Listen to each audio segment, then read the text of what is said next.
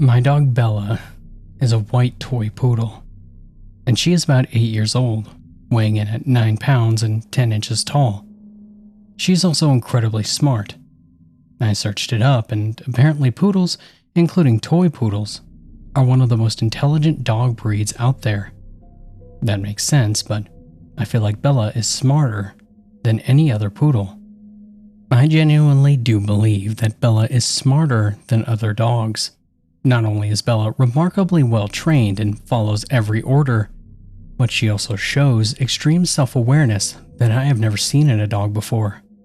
One time, I found my husband Ben trying to put a bandana on Bella, saying that it'll look cute on her. Bella turned to look at me when I walked into the room. She clearly didn't want to wear the bandana, but she let Ben put it on her anyway. Once Ben was finished and stood up, Bella hurried away and into another room. "Doesn't she look adorable?" my husband said with a smile before turning to look at me. "Well, you too, honey." I shook my head and went after Bella to go and get the bandana off of her. But there was no need. When I turned the corner into the downstairs bedroom, I saw Bella pawing and pulling the bandana off her neck. Most dogs do this whenever their owner puts something on them. The strange thing was how Bella was doing it. She was looking directly in the full-length mirror attached to the closet door. She was using it to try and see how she could get the bandana off of her. When Bella saw me in the mirror, her head popped up, and she turned around and trotted up to me happily, her tail wagging and the bandana in her mouth. That was the first time that I ever seen a dog not only recognize their own reflection, but also use it to take something off of them. Bella even knew that my reflection behind her meant that I was actually behind her. I was beyond impressed, and I told Ben about it over dinner, but he didn't believe me. It was probably just a coincidence that she was looking in the mirror while taking the thing off, he replied nonchalantly before picking up another pile of pasta with his fork. "And Bella probably knew that you were behind her, because she heard or smelled you coming." He took a quick drink of water from his glass before turning to me, not saying you smell bad. When Ben laughed at his own joke, I sat there annoyed. I then turned to look at the floor where Bella was sitting, looking up at me. She could sense how I was feeling. I always felt that Bella could understand us. "Becky, I'm sorry, what's wrong?" spoke Ben in a more serious voice, putting his hand on my shoulder. "It's fine, it's just... Bella can always understand us. I just wish that we could understand her," I mumbled softly, still looking at Bella. "You know, I got an idea," Ben spoke out, interrupting my train of thought. I turned myself back towards Ben, who was scrolling through his phone on some website. "What is it?" I said, confused. Ben turned his phone towards me, and I could see a picture of what looked like a mat, covered in different colored buttons. There was a dog in the picture. "The Bright Pup," Ben grinned, before looking back down at his phone and reading what it said aloud. "Have you ever wanted to be able to understand what your dog might be thinking? Well, now you can!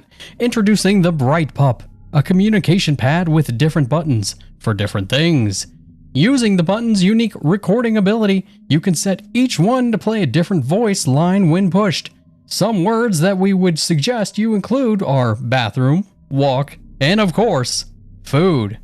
But it's all up to you. With enough training, you'll be able to understand your needs of your furry friend. And remember, buy the Bright Pup today and give your dog a say." After he finished reading, Ben handed the phone to me. "Well, what do you think?" Ben asked with hope in his voice.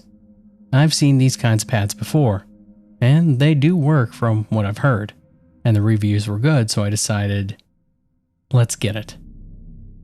A week later, a large box ended up right on our front doorstep. We knew what it was. After bringing it inside, Ben and I opened it up, with the help of Bella, of course.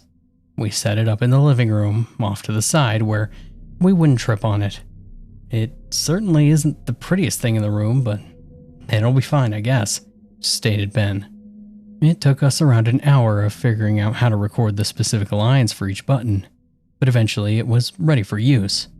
We began training Bella by getting her to press a button and giving her a treat whenever she wanted something specific. She learned quite fast. Almost immediately, Bella started pressing the buttons to tell us when she needed to go outside. It was a little weird hearing my own voice occasionally come from the living room saying, "Potty," but it was an improvement from the quiet scratches Bella would make at the front door before we got the bright pup. With more training, Bella was eventually able to form small sentences. One time, I heard my voice speaking in clips from the other room. "Bella, hungry, Mom, food." It was truly amazing watching Bella communicate with us in this way, especially with how fast she learned how to do so. It was also funny seeing Ben's shocked face as he watched Bella continuously press one button after another. "Play, Dad, Bella, fetch," beeped the bright pup. I was glad that Ben could finally see Bella's intelligence for himself, and that I could finally understand Bella. One night, a few weeks after we had gotten the bright pup, Ben told me that he was going to take a night walk around the neighborhood. I told him to stay safe, to which he responded with a smile. "I will." I settled down on the couch in the living room, exhausted. I looked over to Bella, who was curled up in her dog bed next to the button pad. Ever since we got the bright pup, Bella would almost never leave it alone. She would constantly press the buttons, speaking to us. Sometimes it was about food, walks, or playing, but oftentimes it was just random words that we couldn't understand. Either way, it would start getting annoying. Ben began to take long walks as a way to finally have some kind of silence. It was only ever quiet in the house when Bella was sleeping. I decided to turn on the television and began to scroll through the channels. One of them was playing a movie. It was already halfway over, but I just wanted to watch something to clear my head. From what I pieced together, the movie was about a dog that helped improve the lives of those around her.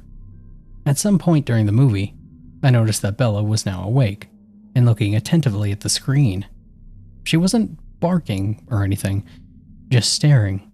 I assumed that she probably knew that there wasn't actually another dog in the living room.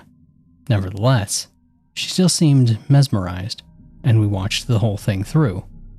The movie had a rather sad ending, where the dog in the movie passed away from old age, and the effects were felt by those whom she helped earlier in the story. When the screen faded to black, the white text on the credits began to scroll. I turned off the TV, stood up from the couch, and stretched. I was too tired to wait for Ben to come back, so I figured that I would just go to bed. I slowly walked towards the steps that led upstairs when I stopped. I felt something, or someone, staring at me. I turned around and there was Bella, now standing up in her bed, and looking directly at me, her black eyes piercing mine. "What's wrong, Bella?" I asked, and she didn't move. "Do you need to go outside? Do you need more food? Do you want to play?" Nothing. Shrugging it off, I turned around and began to walk away again when I heard the bright pup speak. "Mom." I sighed, getting slightly annoyed, and turned around again, walking over to Bella and crouched down on the floor in front of her. "Yeah, Bella? What is it?" I questioned, exasperated. Bella's eyes darted around, looking at all the buttons that were lying before her. Slowly but surely, she lifted her paw and began to press the buttons on the pad. "When? Dog. Gone. Where? Dog. Go." "What?" I asked, slightly confused. "Where? Dog. Gone. When? Dog. Sleep." Dreamland?" I replied, still unsure of what she meant. I then laughed to myself and then was about to get up and walk away. "No," replied Bella, with a stomp of her paw. "When? Mom. Gone. When? Dad. Gone. When? Bella. Gone. No.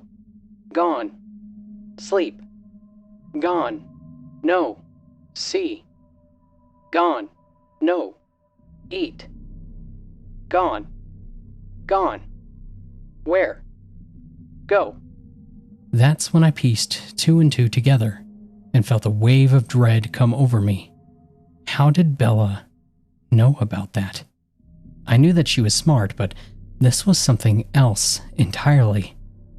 I don't know, I replied, and that was the truth. I had never been too religious, but I wasn't atheist either. I've always pushed the thought about what happens after death aside and forgot about it. After all, I should focus on the now, right? No point in worrying about something that will happen regardless, right? I was beginning to feel creeped out. Bella didn't seem satisfied with the answer. She let out a soft whimper and began to furiously paw at the board. No. Bella. No. Want.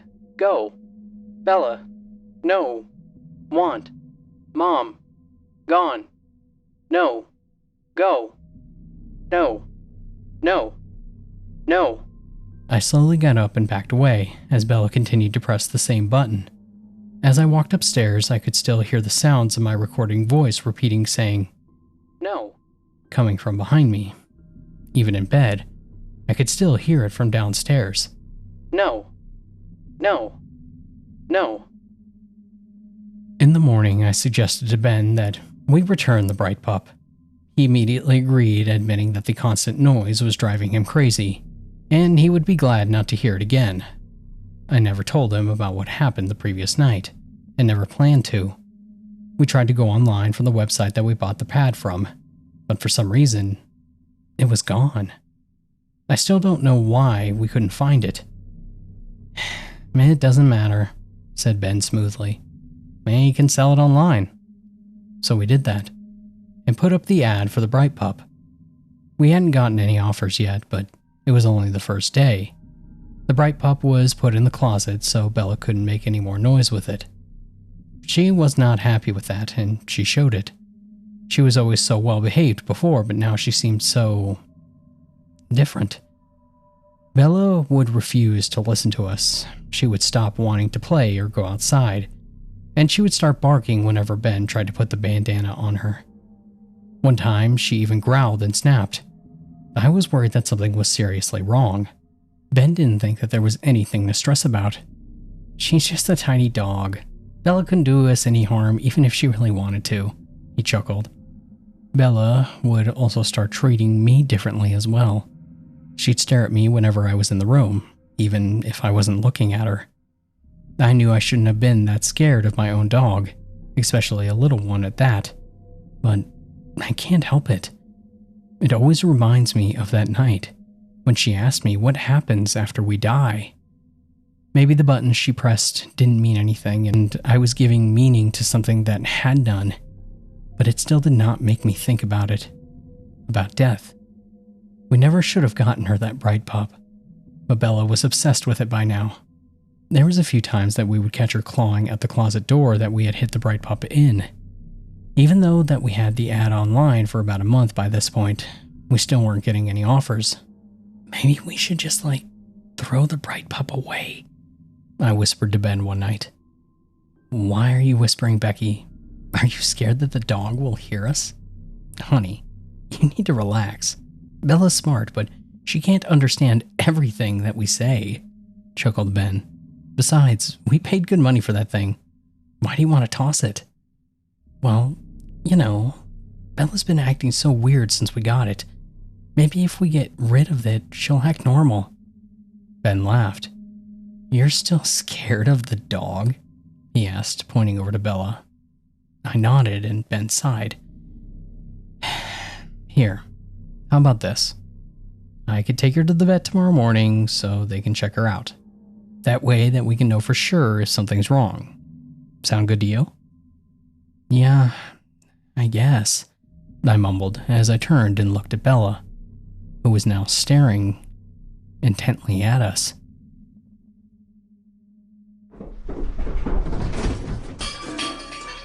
The next morning, I woke up to what sounded like a crashing noise. Normally, I would instantly wake up to see what was wrong, but it was so early in the morning and I was exhausted. I groggily rolled over to wake Ben up. but he wasn't there. He must have gotten up already, I thought to myself. Slowly, I got out of bed, put on my slippers and bathrobe, and left the bathroom with a stretch and a yawn. I could see that the kitchen lights were on downstairs from the hallway. Ben wouldn't leave the lights on even if he had left to take Bella out to the vet early. I walked down the staircase and into the kitchen. It was empty. "Ben, are you alright?" I called out to the empty home. "Did something break?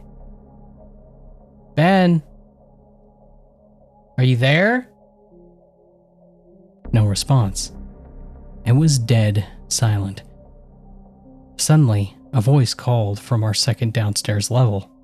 "Down. Here." Even though it was a recorded version of Ben's voice, I still recognized it as the bright pup. Did Ben take it out? I walked over to the staircase and saw that it was pitch black downstairs. I took out my phone and turned on the flashlight mode so I could see the steps below me. Oftentimes, Bella's toys would be left on the steps, which could be a tripping hazard. I managed to make it downstairs safely and shined my flashlight around the dark room, looking for whoever activated the bright pup. I was beginning to feel a sense of dread. That's when my light finally shined on the floor near the couch, illuminating Bella, who was sitting next to the bright pup. I sighed. "Bella, who said that you could have that? Did Dad give it to you?" "No," the machine responded, after Bella pushed down on the button. She then pressed a few more buttons with her paws. "Dad, gone." "Gone where?" I asked, and something didn't feel right. "Down. There." Bella then turned her head to look at something in the darkness. I pointed my phone's light in the direction that she looked, which was right in front of me. My heart dropped when I saw what Bella was looking at. Ben was lying face down on the floor, in front of me and the stairs, unmoving. "Oh my God!" I screamed as I rushed over to him to see if he was alright. He wasn't. When he fell down the stairs, he must have hit his head on the TV stand, splitting it open. There was no point in checking his pulse. He was dead. I started crying and was about to call 911 for help, when my phone's light fell on something else that was near Ben's feet. It was a ball. Bella's toy ball. I slowly turned over to Bella, who was already looking right at me, and she pressed 3 buttons. "Dad, no."